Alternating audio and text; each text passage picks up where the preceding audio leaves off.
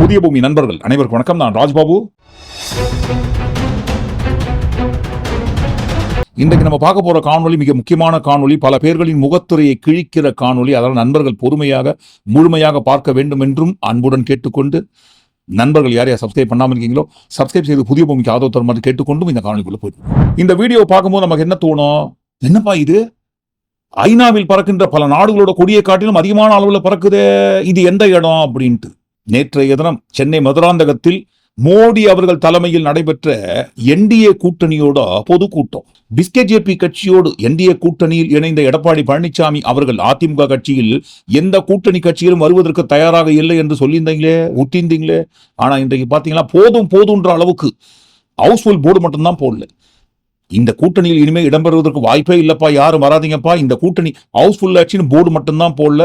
அந்த அளவுக்கு நிரம்பி வழிகிறது கூட்டணி கட்சிகளின் எண்ணிக்கைகள். அப்படி என்ன ஹவுஸ்ஃபுல் போர்டு போடுற அளவுக்கு உண்டான கூட்டணிகள் நிரம்பி வழிகிறதுங்க. எந்தெந்த கட்சிங்க நம்ம ஏன் சொல்லணும்?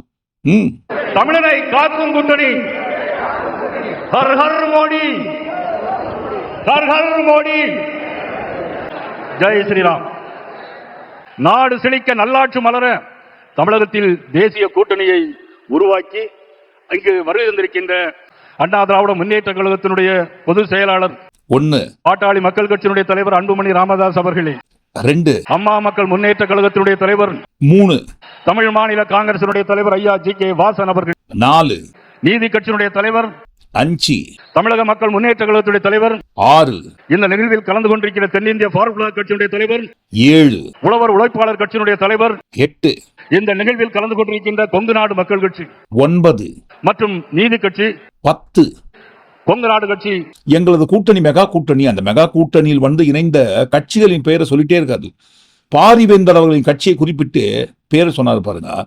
பாரிவேந்தர் கட்சியோட தலைவர் பாரிவேந்தர் கட்சியினுடைய தலைவர் மதிப்பிற்கு மரியாதைக்குரிய பாரிவேந்தர் அவர்களே பார்த்துக்கோங்க. எங்க கூட்டணி மெகா கூட்டணின்னு சொன்ன அந்த மெகா கூட்டணியில் இணைந்த கட்சியோட பெயரே தெரியாத அளவுக்கு உண்டான கட்சிகள் தான் பாருங்க இந்த மெகா கூட்டணியில் இணைந்திருக்கு. இந்த மெகா கூட்டணி இணைந்து என்ன பண்ண போறாங்க? என்னப்பா இது கேள்வி. இது திமுக என்கின்ற ஊழல் ஆட்சியை அகற்றுவதுதான் இந்த மெகா கூட்டணியின் பிரதான கொள்கை. நேற்றைய தினம் தமிழ்நாட்டுக்கு வருகை தந்தார் மோடி அவர்கள். தமிழ்நாட்டுக்கு வருவதற்கு முன்பாகவே திமுக கட்சியை நல்லா விளாசி திட்டி பதிவு போட்டுட்டு தான் பாருங்க தமிழ்நாட்டுக்கு கால் எடுத்து வைக்கிறாரு. ஏன் அப்படி? சிஎம்சியா மோடி அவர்கள் பேர் வச்சிருக்காரு புதுசா திமுக கட்சிக்கு. CMC means corruption, mafia, crime. இந்த மூன்றும் கலந்த கலவையான ஆட்சி தான் தமிழ்நாட்டில் திமுக கொடுத்து கொண்டிருக்கிறது. அந்த ஆட்சியை தான் தூக்கி 2026 வெளியேற்றுவதற்கு உருவாகி இருக்கும் இந்த மெகா கூட்டணி. இந்த மெகா கூட்டணியின் தலைமையில் தமிழ்நாட்டில் 2026 அமைய இருக்கும் ஆட்சி யாருடைய தலைமையில் யாருடைய ஆட்சியாக இருக்க போகிறது என்பதை நம்ம சொல்லலைங்க, அவங்களே சொன்னதை நம்ம அடுத்து பார்ப்போம். இப்போ புகழ்ச்சி.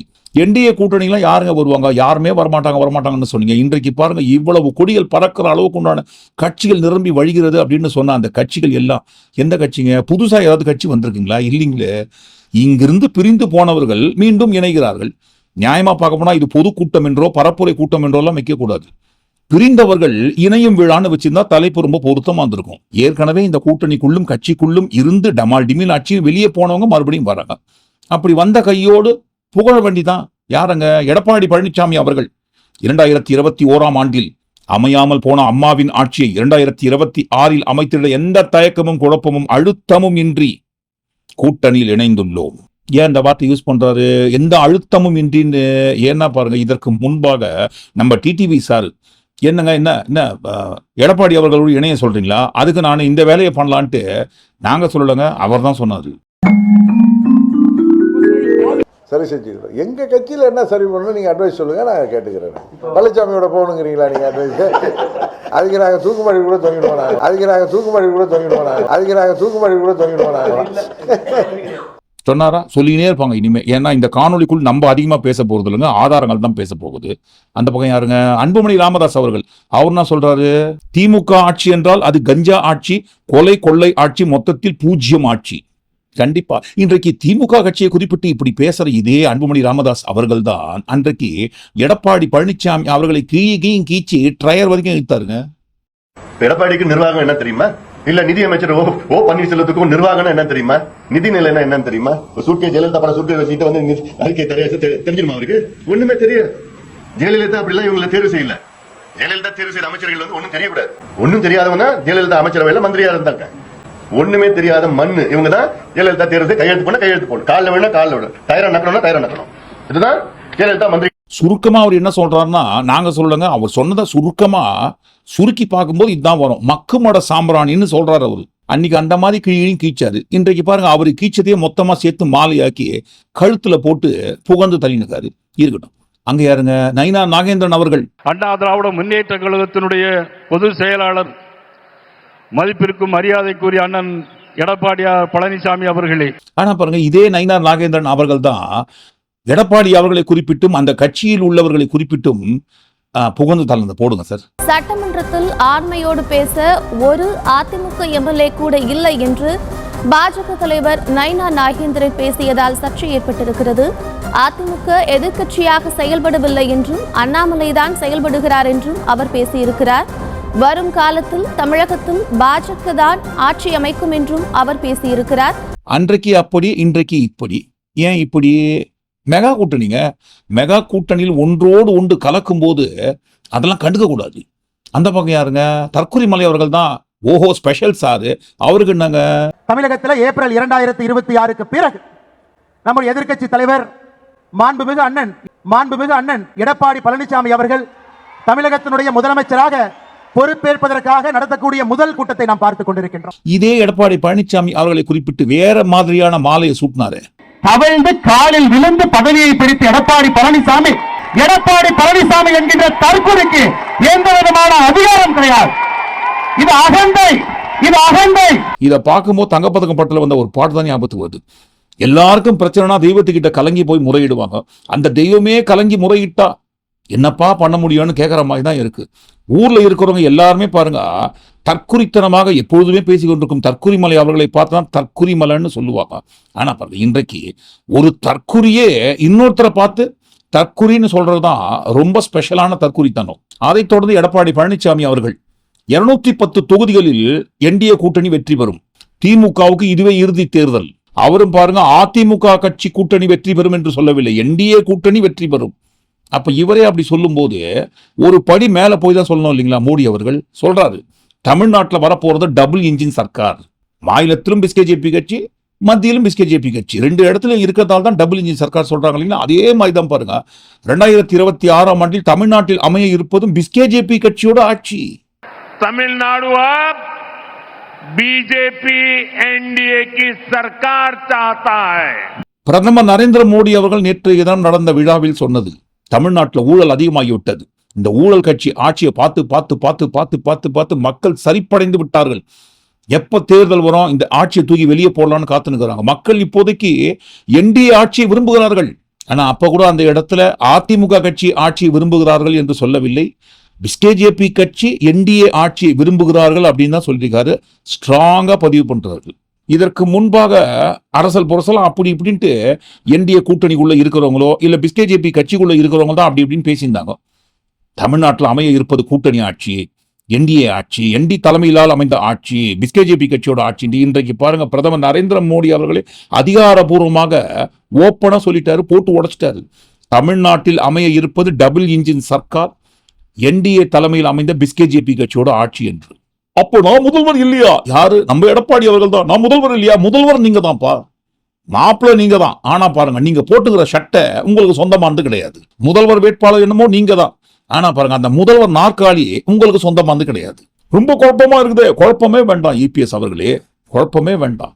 உங்க கையில இருக்கிற பேனா, உதாரணத்துக்கு சொல்றோம், உங்க கையில இருக்கிற பேனாவும் அந்த பேனாக்குள்ள இருக்கிற இங்கும் உங்களுக்கு தான் சொந்தம். அதுல எந்த ஒரு சந்தேகமே வேண்டாம். ஆனால் அந்த பேனா வழியாக எழுதுகின்ற எழுத்துக்கள் எதுவுமே உங்களுக்கு சொந்தமானது கிடையாது.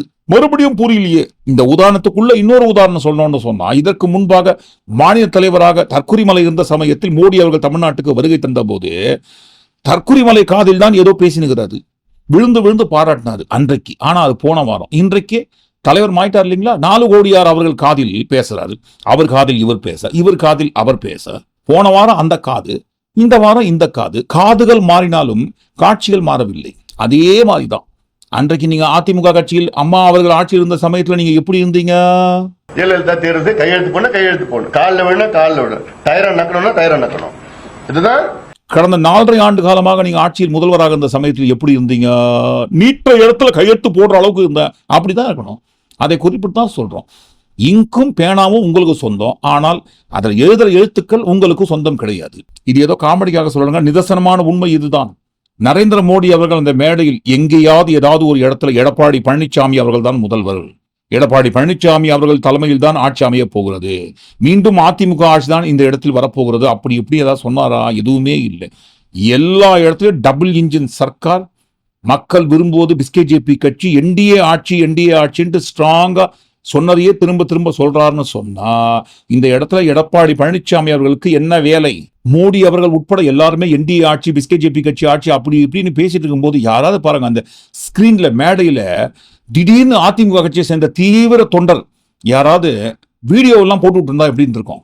இன்னும் என்ன நீ பைத்தியக்காரனவே நினைச்சுக்கிறல்ல நீ. ஆனா இன்றைக்கு பிஜேபியுடைய மதவாதத்தை நாங்கள் ஏற்றுக்கொள்ளவில்லை. எங்க அம்மா வழியில் இன்னைக்கு புரட்சி தமிழர் எடப்பாடியார் முடிவெடுத்து இன்னைக்கு வந்திருக்கிறார். அட நீங்க எல்லாம் எங்களுக்கு ஒரு எக்ஸ்ட்ரா லக்கேஜியா? உங்களோட கூட்டணி சேர்ந்தால்தான் நாங்க தோத்தோம் 40,000 சிறுபான்மையினர் ஓட்டை நாங்க அநியாயத்துக்கு இழந்து முடிசூடா மரணாக இருந்த நான் முடிய இழந்தேன். தலையில சுற்ற மணிமுடியை குறித்து சொல்றது.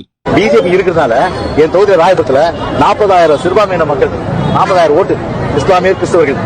எம்எல்ஏ கோபம் கிடையாது, எம்எல்ஏ கோபம் கிடையாது. அப்பவே எங்கிட்ட சொன்னாங்க, என்ன சொன்னாங்க, சார் பிஜேபி கழட்டி விட்டு வந்து. நான் சொன்னேன் வேஸ்ட் லக்கேஜ் தான், வேற என்ன பண்றது, சமயம் வரும்போது கழட்டி விட்டு நீங்க கவலைப்படாதீங்க. அதே மாதிரி நேரம் வந்தது கழட்டி விட்டாச்சு. தமிழ்நாடு முழுக்க பாத்தீங்கன்னா 2019 சரி 2021 சரி நாங்க தோத்துது பிஜேபியால.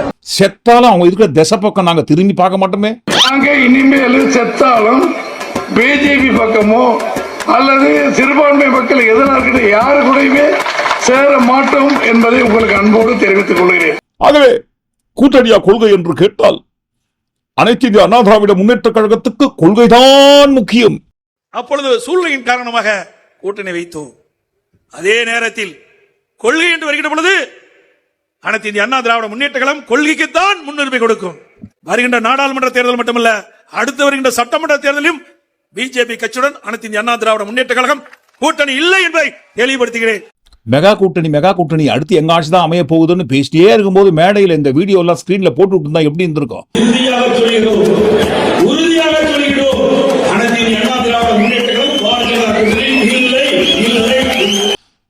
அரே क्या बोल दिया ना? உங்க கட்சியை பார்த்து மதவாத கட்சின்னு சொல்றாங்களே, மதவாத கட்சின்னு சொல்றாங்க சார். மதவாத கட்சினா वो झूठ बोला नहीं है, सच के बोल दिया ना, हमारा கட்சி वो है. என்ன ஜி சிரிக்கிறீங்க, பெருமைப்படுறீங்க? உங்களுக்கு திடீர்னு இருக்கிறாங்க, அரே மதவாத கட்சி தானப்பா சொன்னாங்க, உண்மை தானே சொல்றாங்க, அதுல என்ன தப்பு இருக்கு? झूठ नहीं बोल दिया ना, अभी कभी कभी बोल दिया ना, मैं सच के बोल दिया ना, मेरा கட்சி वो है ना. என்ன ஜி உங்க கட்சி அப்படிதானா? ஆமா, தெரியாதா உங்களுக்கு? தெரியலனா இதையும் பாத்துக்கங்கன்ட்டு அவரே போட்டு காட்டிட்டு போற இந்த வீடியோவை ஸ்கிரீன்லயே. और पहले जब उनकी सरकार थी उन्होंने कहा था कि देश की संपत्ति पर पहला अधिकार मुसलमानों का है. इसका मतलब ये संपत्ति इकट्ठी करके किसको बांटेंगे? जिनके ज्यादा बच्चे हैं उनको बांटेंगे. क्या आपकी मेहनत की कमाई का पैसा घुसपैठियों को दिया जाएगा? आपको मंजूर है? ये कांग्रेस का मैनिफेस्टो कह रहा है. बहनों, ये आपका मंगलसूत्र भी बचने नहीं देंगे, यहां तक जाएंगे. देखिए मैं वो बोल दिया ना, वो அப்படி இருக்கும்போது உண்மையை சொல்லும்போது எங்களுக்கு ரொம்ப கோவப்படும் போது கோவமே வராது. ஓ அச்சா ஆத்மியே, உண்மையை பேசுற அச்சா ஆத்மி தமிழ்நாட்டில் அதிகமா இருக்கிறாங்களே. சரி, இதெல்லாம் கூட ஒரு ஓரமாகட்டும். மறுபடியும் அந்த உன்னை நினைத்த திரைப்படத்தில் வந்த டுபாகூர் ஜோஷியர் பேசின டயலாக் தான் ஞாபகத்துக்கு வருது. நீ சொன்னதுல ஏதாவது ஒன்னாவது உருப்படியா இருக்காயான்ட்டு. தமிழ்நாட்டில் நடப்பது ஊழலாட்சி, சிஎம்சி, கரப்ஷன், மாஃபியா, கிரைமு, பெண்களுக்கு பாதுகாப்பு இல்லை, போதைப்பொருள் புழக்கம் அதிகமாக இருக்கு அப்படி இப்படின்ட்டு. இப்போ நம்ம தமிழ்நாடு என்கின்ற ஒரு மாநிலம் எந்த நாட்டுக்குள்ள இருக்குங்க? இந்தியா என்கின்ற நாட்டுக்குள் தான் தமிழ்நாடு இருக்கு. இப்போதைக்கு பாருங்க, இந்தியாவில் ஆட்சியில் இருப்பது யாருங்க? நம்ம ஜி தான். அப்போ நம்ம ஜி தலைமையில் இந்தியாவில் ஆட்சியில் இருக்கும் அந்த இந்தியாவுக்குள்ள நம்ம நாட்டுக்குள்ள இருக்கிற ஒன் ஆஃப் த ஸ்டேட் தான் பாருங்க தமிழ்நாடு. தமிழ்நாட்டில் இவ்வளவு போதைப் பொருள் புழக்கம் அதிகமாச்சுட்டு உருட்டோன்ட்டு இதற்கு முன்பாக எல்லாரும் ஊட்டியிருந்தாங்க. இன்றைக்கு அதிகாரப்பூர்வமாக பிரதமர் நரேந்திர மோடி அவர்களே உருட்டும் போது, அப்போ அந்த அளவுக்கு உங்க தலைமையில் அமைந்த ஆட்சியின் கீழ் இயங்கும் நிறைய துறைகள்லாம் போதைப் பொருள் கட்டுப்படுத்தாம என்ன பண்றாங்க? எனக்கு கனமா இருந்தாலும் ஒரு நியாய தர்மம் வேணும் இல்லைங்களா? ஜி மறுபடியும் பாருங்க, 2014ஆம் ஆண்டில் எதிர்க்கட்சியில் இருந்த மாதிரியே இன்றைக்கும் தன்னை எதிர்க்கட்சியாக நினைத்துக் கொண்டு தனக்கு தானே கண்ணாடியை பார்த்து வேற ஏதோ மத்திய அரசியல் ஆட்சி இருப்பதை போல அந்த ஆட்சியை எடுத்து கேள்வி கேட்கிற மாதிரி பண்றாரு. ஆனால் மத்திய அரசியல் ஆட்சியில் இருப்பது நரேந்திர மோடி அவர்கள். மத்திய அரசு அதிகாரத்தின் கீழ் இயங்கும் துறைகள்லாம் போதைப் பொருள் புழக்கத்தை கட்டுப்படுத்தாம என்ன பண்ணினுங்கிறாங்கன்ட்டு கேட்பாங்க இல்லைங்களா ஜி? அடுத்து அதே வரிசையில் தான் சிஎம்சி, கரப்ஷன், மாஃபியா, கிரைம். இந்த கரப்ஷன்ட்டு தமிழ்நாட்டில் வந்து உருட்டுற மாதிரி தான் எல்லா ஸ்டேட்லையும் எலெக்ஷன் டைம்ல ஒவ்வொரு தேர்தல் சமயத்தில் நரேந்திர மோடி அவர்கள் ஊட்டுவாரு. எப்போ பிரதமர் நரேந்திர மோடி அவர்களை குறிப்பிட்டு நாங்கள் பேசல, பிஸ்கேஜேபி கட்சி தலைவராக வந்திருக்கும் நரேந்திர மோடி அவர்களை குறிப்பிட்டு பேசுறோம். ஏன்னா தமிழ்நாட்டில் நடக்க இருக்கிற தேர்தலில் ஓட்டு வாங்குவதற்காக ஒரு கட்சியின் சார்பாக ஒரு கட்சி தலைவராக வந்திருக்கும் நரேந்திர மோடி அவர்களை குறிப்பிட்டு தான் பேசுறோமே தவிர பிரதமர் அவர்களை குறிப்பிட்டு பேசவில்லை. டிஸ்க்ளைமர் வேணா போட்டுடுறோம். தமிழ்நாட்டில் ஊழல்னு உருட்டுற மாதிரி தான் எல்லா ஸ்டேட்லயும் ஒவ்வொரு தேர்தல் சமயத்துல உருட்டுவாரு. ஆனா பாருங்க, அப்படி உருட்டுறது எல்லாத்தையும் மொத்தமா இவங்க கட்சிக்குள்ளவே தான் வந்து உருட்டி வச்சிருப்பாங்க. உதாரணத்துக்கு டிஎம்சி கட்சி சுவேந்து அதிகாரி சாரதா சிட் ஃபண்ட்ல 1000 கோடிக்கு மேல ஊழல் பண்ண ஊழல்வாதி. இதே சாரதா சிட் ஃபண்ட் ஊழல்வாதியான சுவேந்து அதிகாரி பிஸ்கேஜேபி கட்சியோட வாஷிங் மிஷின்ல வந்து விழுந்தோன்னு அவர் பாருங்க உடனே ஊழல்வாதியா இருந்தவர் உத்தமவாதியா மாறுறாரு. ஹிமந்த பிஸ்வா சர்மா அவர் பண்ணாத ஊழலா? அவர் செய்த ஊழல்களை பட்டியலிட வேண்டும் என்று சொன்னால் பேப்பரோட பக்கங்கள்லாம் போதாது, ஒரு புக்கே போடணும். அவ்வளவு ஊழல் பண்ணிக்காருன்னு சொன்ன அந்த ஹிமந்த பிஸ்வா சர்மா உடனடியாக பாருங்க பிஸ்கேஜேபி கட்சியோட வாஷிங் மிஷின்ல வந்து விழுந்தோன்னு அவரோட ஊழல் எல்லாம் துடைக்கப்பட்டு உண்மை உத்தமவாதியா மாறி அசாம் மாநில முதல்வராக மாறுறாரு. நாராயண் ராணே மணி லாண்டரிங் ஊழல்வாதி அப்படின்னு சொன்னாங்க போன வாரம். இதே அடுத்த வாரம் பிஸ்கேஜேபி கட்சியோட கூட்டணியில் வந்து இணைந்த உடனே அரடே அவர் மிகப்பெரிய உத்தமவாதி. பிரேம்காந்த் மெகா ஊழல்வாதி, அப்பா அவர் பேரை சொல்வதற்கு முன்பாக மெகா ஊழல்வாதி பிரேம்காந்த்னு சொல்லுங்கன்னு பிரச்சாரம் பண்ணாங்க. இதே பிரேம்காந்த் பாருங்க பிஸ்கேஜேபி கட்சியோட கூட்டணியில் வந்து இணைந்த கையோடு அந்த மெகா ஊழல்வாதி அப்பழுக்கற்ற உத்தமவாதியா மாறிட்டாரு. அஜித் பவாரை பற்றி ஏதோ பிஸ்கேஜேபி கட்சிக்குள்ள இருக்கிற யாரோ நிர்வாகி எல்லாம் பேசலங்க, அந்த கட்சிக்குள்ள இருக்கிற தலைவர்கள் பேசலங்க, பிரதமர் அவர்கள் இந்த இடத்துல கண்டிப்பா பிரதமர் என்று குறிப்பிட்டு தான் ஆக வேண்டும். பிரதமர் அவர்கள் பேசுறாரு. अगर मैं एनसीपी की बात करूं तो एनसीपी पर भी करीब 70,000 करोड़ रुपए के घोटालों का आरोप है. 70,000 கோடி ஊழல் செய்த மெகா சைஸ் ஊழல்வாதின்ட்டு நாங்க ஆட்சிக்கு வந்த உடனே 70,000 கோடி ஊழல் பண்ண அந்த ஊழல்வாதியை ஜெயிலுக்குள்ள தள்ளி சப்பாத்தி மாவு பேசி வைக்கிறோம்னு சொல்லிட்டே இருக்கும்போது, ஐயா ஆனாப்பா நாங்க வந்து உங்க வாஷிங் மிஷின்ல வந்து விழுந்துட்டீங்களா, ஓகே வாங்க உங்களுக்கு நாங்க சப்பாத்தி சுட்டு கொடுக்குறோம். அன்றைக்கு 70,000 கோடி ஊழல்வாதி இன்றைக்கு அக்குமாருக்கு உத்தமவாதியம் ஆயிட்டாரு. என்சிபி கட்சியை சேர்ந்த பிரபு பட்டேல் ஏர் இந்தியா விமான ஊழல் வழக்கு அவர் மேல இருக்கக்கூடாதுன்னா நீங்க வாஷிங் மிஷின்ல வந்து விழுற பட்சத்தில் நீங்க உத்தமரா மாறிடுவீங்க. ஊழலாளர் போயிட்டு விழுந்த கையோடு இந்த ஏர் இந்தியா விமானம் சம்பந்தப்பட்ட சிபிஐ வழக்கெல்லாம் போச்சு. சாஹன் புஜ்பால் அதே என்சிபி கட்சியை சேர்ந்தவர் தான். அவர் மீது மெகா ஊழல்வாதி என்று நிறைய வழக்குகள் பதியப்பட்ட அரஸ்ட் அவர ரேஞ்சுக்கு வந்துட்டாரு. அந்த அரஸ்ட் ஸ்டேஜுக்கு வந்த கையோடு அரஸ்ட் பண்ணக்கூடாதுன்னா வாங்க இங்க கூட்டணிக்கு வந்துட்டா அந்த விலங்கு உங்களை அரஸ்ட் பண்றதுக்காக வந்த விலங்கு எல்லாமே எங்கேயாவது ஓடி போயிடும். சாஹன் புஜ்பால் வராரு அவங்க கூட்டணிக்கு வந்த கையோடு நோ அரெஸ்ட் ஒன்லி அரவணைப்பு. அதே ஊழல்வாதின்னு சொன்னோம் அவங்கள நாளைக்கே உங்களுக்கு உத்தமவாதின்னு சொல்லிடுறோம்னு சொல்றாங்க. ஏக்நாத் ஷிண்டே அண்ட் கோ, ஏன்னா கூட்டம் நிறைய இருக்கான் அதனால அன்கோன்னு சொல்றாங்க. Eknath Shinde and co extra large ஊழல்வாதின்னு சொன்னாங்க. அவங்க எல்லாருமே எக்ஸ்ட்ரா லார்ஜ் ஊழல்வாதின்னு சொன்னாங்க. சொல்லக்கூடாதுன்னா வாங்க கூட்டணிக்கு வாங்க, வந்துட்டா நீங்கெல்லாம் உத்தமர்கள் நாங்களே சொல்லிடுறோம். இன்னும் நிறைய இருக்கு, போயிட்டே இருக்கும், நேரம் தான் பத்தாது. அடுத்த கட்சியில் இருக்கும்போது அவங்க எல்லாம் ஊழல்வாதிகள்னு சொல்லுவாங்க ஒவ்வொரு தேர்தல் சமயத்துல ஒவ்வொரு ஸ்டேட்ல போயிட்டு. ஆனா பாருங்க அதே ஊழல்வாதிகள் எல்லாரும் பிஸ்கேஜேபி கட்சிக்குள்ள வந்து சேர்ந்துட்டா அவங்க எல்லாருமே உத்தமவாதிகள்னு டிக்ளேர் பண்ணுவாங்க. இதற்கு முன்பாக அவங்க ஊழல் பண்ணிட்டாங்கன்னு அவர்கள் மீது பதியப்பட்ட வழக்குகள் அனைத்தும் அவங்களே எங்க கூட வந்துட்டாங்க. அவங்க மீது பதியப்பட்ட வழக்குகள்லாம் யாருக்குங்க தெரியும்? அந்த மாதிரிலாம் வழக்கு எதுவும் பதிவு பண்ணலீங்களே. அவங்கள எல்லாருமே நல்லவர்கள். நாட்டுக்குள்ள இருக்கிற ஒட்டுமொத்தமான ஊழல்வாதிகளை மொத்தமா சேர்த்து ஒவ்வொரு ஸ்டேட்ல கூட்டணி வைத்துக் கொண்டு ஆட்சியில் இருக்கிற இவங்க சொல்றாங்க பாருங்க, தமிழ்நாட்டில் வந்து சிஎம்சி கரப்ஷன் மாஃபியா கிரைம் இதுக்கே பண்ணா மற்றதெல்லாம் எப்படி? அந்த பக்கம் அடுத்த கட்சிகளை பார்த்து ஊழல் ஊழல் ஊழல்னு சொன்னா அதே வரிசையில் தான் பாருங்க. அதிமுக கட்சி தான் இருப்பதிலேயே அதிகப்படியான ஊழல் நிறைந்த கட்சி. மோஸ்ட் கரப்டட் பார்ட்டி எதுன்னா அது ஏடிஎம்கே தான்ட்டு வேற யாரும் சொல்லலைங்க. பிஸ்கேஜேபி கட்சி அமித்ஷா அவர்கள், நரேந்திர மோடி அவர்கள் தான் சொன்னாங்க. இன்றைக்கு ஜெயலலிதா அவர்கள் தலைமையில் அமைந்த அதிமுக ஆட்சி மக்களுக்கு பாதுகாப்பான ஆட்சியா இருக்குன்னு எந்த ஆட்சியை குறிப்பிட்டு சொன்னாங்களோ அதே ஆட்சி, அதே முதல்வர் ஜெயலலிதா அவர்களை குறிப்பிட்டு தான் சொன்னாங்க. ஊழல் நிறைந்த ஆட்சி இருக்கிறதுலயே ஒரு ஆட்சி இருக்குன்னு சொன்னா அது அதிமுக ஆட்சி, ஜெயலலிதா அவர்கள் தான் என்று. அவங்க சொல்றது கூட உண்மையில் பாருங்க. A1 அதிகாரப்பூர்வமாக பதவியில் இருக்கும்போதே தண்டிக்கப்பட்ட குற்றவாளி யார் என்றால் அது மறைந்த முன்னாள் முதல்வர் ஜெயலலிதா அவர்கள் தான் என்று நம்ம தமிழ்நாட்டுக்கு மட்டும் கிடையாது, நம்ம நாட்டுக்கே தெரியும். தமிழ்நாட்டில் இருக்கிற அனைத்து கட்சிகளை காட்டிலும் மிகப்பெரிய ஊழல் கட்சி எதுவென்றால் அது அதிமுக கட்சி தான் என்று சொன்ன அதே அதிமுக கட்சியை கூட்டணியில் வைத்துக்கொண்டு, கூட்டணியில் சேர்த்துக்கொண்டு அடுத்த கட்சியை பார்த்து சொல்றாங்க பாருங்க, கரப்ஷன் கரப்ஷன் கரப்ஷன்.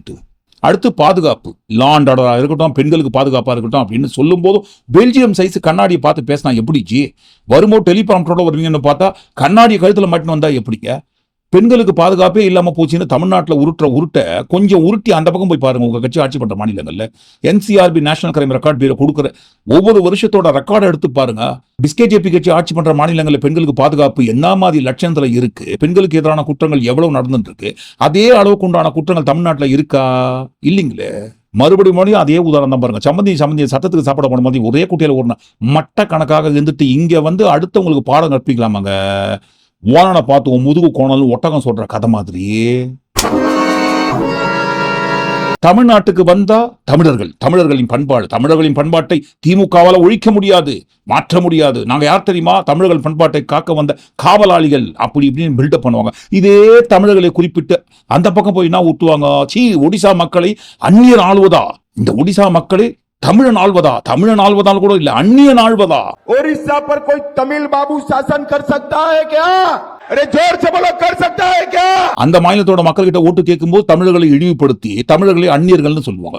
இதே இந்த பக்கம் தேர்தல் வந்தா தமிழ்நாட்டுக்கே வந்து தமிழர்கள் மேரா கண்கள் ஹென்னு ஊட்டுவாங்க. தமிழர்கள் பண்பாடு எதில் இருக்குங்க? திருடுதல் இருக்கு.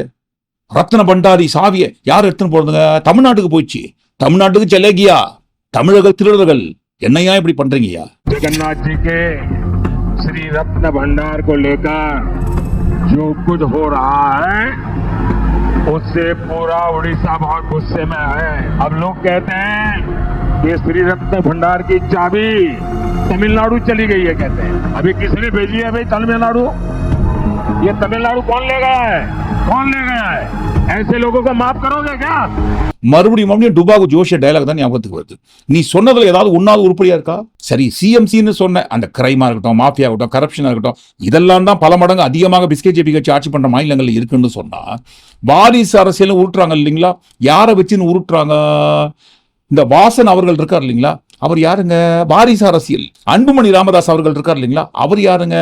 வாரிசு அரசியல். வாரிசு அரசியலா பார்த்து எல்லாரையும் தேர்ந்தெடுத்து கட்சிக்குள்ள சேர்த்து கூட்டணியாக வைத்துக் கொண்டு அடுத்த கட்சியை பார்த்து சொல்லாமா சார் வாரிசு அரசியல் என்று? சிஎம்சில ஆரம்பிச்சு கிரைம் மாஃபியா கரப்ஷன்ல ஆரம்பிச்சு வாரிசு அரசியல்னு சொன்ன வரைக்கும் எல்லா பல்பும் பாருங்க தமிழ்நாட்டுல ஃபியூஸ் போயிடுச்சு. மெகா கூட்டணின்னு சொன்னா அந்த மெகா கூட்டணிக்குள்ள வந்து இணைந்த கூட்டணி கட்சிகள் எல்லாமே வெளியேந்து புது கட்சிகள் எதுவும் வரல. ஏற்கனவே இங்கிருந்து போனவர்கள் மறுபடியும் பாருங்க சேர்றாங்க. அப்படி சேர்ந்தவங்க கூட எல்லாருமே பாருங்க வாட்ஸ்அப் ஃபார்வர்டுன்னு சொல்லுவாங்க இல்லைன்னா, கிட்டத்தட்ட அந்த மாதிரி தான் லெட்டர் பேடு கட்சி பேரே தெரியாமல் பாரிவேந்தர் கட்சியோட தலைவர் பாரிவேந்தர்னு சொல்ற அளவுக்கு உண்டான கட்சிகள் தான் மொத்தமா இணைந்து மெகா கூட்டணின்ற ஒரு லட்டை பிடிச்சி அந்த மேடையில பாருங்க ஊத்துன்னு ஊத்தி விளையாடினுங்கிறாங்க. இப்படி உருட்டு எல்லாமே உருண்டு நம்ம பக்கமே திரும்பி அடுத்து என்னையா தமிழ்நாட்டுக்கு நிதி கொடுக்கலன்னு சொல்றாங்களா மத்திய அரசு? ஆமாங்க, சமக்கிர சிக்ஷா உட்பட எதுவுமே கொடுக்கலையாமே. யார் சொன்னது? 11 ஆண்டு காலத்துல 14 லட்சம் கோடி நாங்க கொடுத்துருக்கோம். எதுக்குங்க? தமிழ்நாட்டுக்கு 14 லட்சம் கோடின்னு ஊட்டுறாங்க இல்லைங்களா? இந்த 14 லட்சம் கோடி என்ன மாதிரி கணக்கு காட்டிக்காங்க தெரியுங்களா? அது குறித்து இந்த காணொலி சொன்னா இந்த காணொலி ரொம்ப பெருசாயிடும்.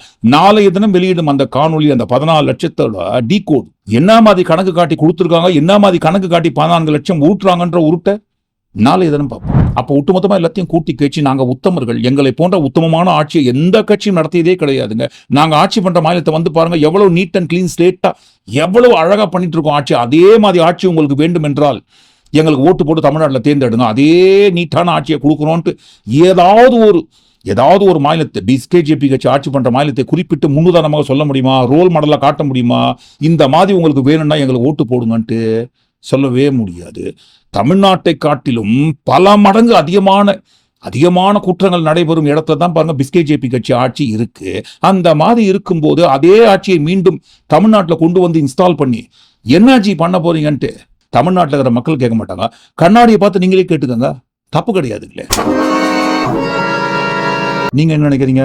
ஒட்டுமொத்தமா எல்லாத்தையும் கூட்டி கழிச்சு இந்த காணொலிக்குள்ள வந்த எல்லா சிஎம்சி சம்பந்தப்பட்ட விஷயங்களை குறிப்பிட்டு நீங்க என்ன நினைக்கிறீங்கன்னு கண்டிப்பா உங்க கருத்துக்களை பதிவு பண்ணுங்க. மீண்டும் இன்னொரு காணொலி நாம் சந்திப்போம். நன்றி, வணக்கம்.